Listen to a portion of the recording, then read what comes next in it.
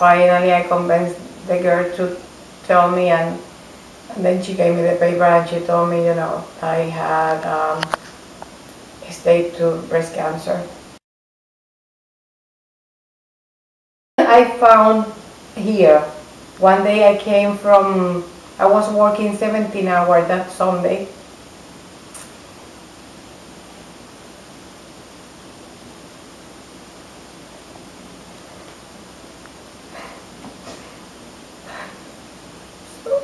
It's okay. I was very tired. I was very, very tired because I was working for 2.5 years like that. Because the tumor was right here, they start move to the other breast. And the doctor say, well, we have to remove both of, the breast. We have to do a double mastectomy, and well, okay. I was like try to take everything, be very strong for everybody, but inside I was devastated. And then I got the surgery. It was a very, very difficult one because, when I remember the first time I saw on the mirror. It's very, very expensive surgery. It's from here to here. It's all this. They remove everything. I remember the day before, I took a picture of me because I know that was the last time I'm going to see my breast. 1 week I've been having pain here under the arm, very bad pain during the night. Then I've been having seizures for about 6 months, really bad seizures. She bit her tongue several times really bad. Yeah, I wake up with blood all over. My tongue was with ulcer, very bad, very bad. But I can't figure out what's going on. And then that day I just lay down on the bed, and then I start rubbing here, and then when I did like this, I found this bump here. I was, oh wow. And then I called, Jose, come over here. And then he touched the Mom, that's not really normal, but I really hate to go to the doctor, I'm not a whining person. I always on and on and on. And then Jose look at me and say, I'm serious, Mom, you have to go to the doctor. This is not normal, you need to go. Then was something like a click. And then next day, that was Sunday, next day I called my gynecology, and then they make appointment real fast. And then Tuesday, I think it was Tuesday, I went to the doctor.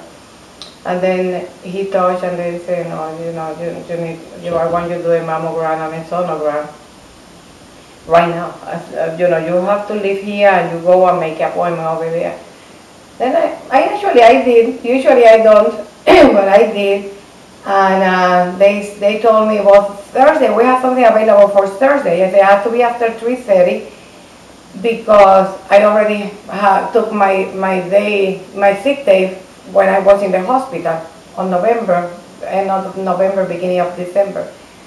I say, okay, and it's good Thursday because the Thursday the doctor gonna be here and can read your, the X-ray and the sonogram, whatever. And then, okay, I made the appointment for that day. And then they did the mammogram, they did the sonogram, they go back and forth, they took more pictures, they did. And then they put me in the room and I wait there for 15 minutes and the doctor called me. And then when I get inside the office, I saw all these films and I saw this huge, it was like a golf mass. Ball, yeah, mass. And then I was like, and then I asked her, those are my films? And then she said yes. And then, she changed, she looked to the other side. And then I just plumped on the chair. And then I say, but do I have cancer? And then she say, Well, we had to do a biopsy, but it's kind of 99%, it's invalid. And then, okay, but I was like a kind of in shock, but I still, why, There's still that 1%. yeah, exactly. I'm very positive person. And then I left, and actually I wanted to do in 2 weeks because it was March, and then I want to do during the spring break time school, and then I don't have to mix time. But then my doctor called me and said, no, I don't want you to wait 1 week, 2 weeks. I want you to do next week. Then I went back, and then I did it, and then I have, the worst part is waiting for the result and all that stuff, and I was waiting and waiting, and then the results were supposed to be ready on Friday 23rd. And I remember I was here, sit down, that day was off, and I was waiting and look at the clock. I know the doctor office closed at 12. I looked at the clock, and then I looked at the clock, and then it was about 12:30. I said, they don't want to call me.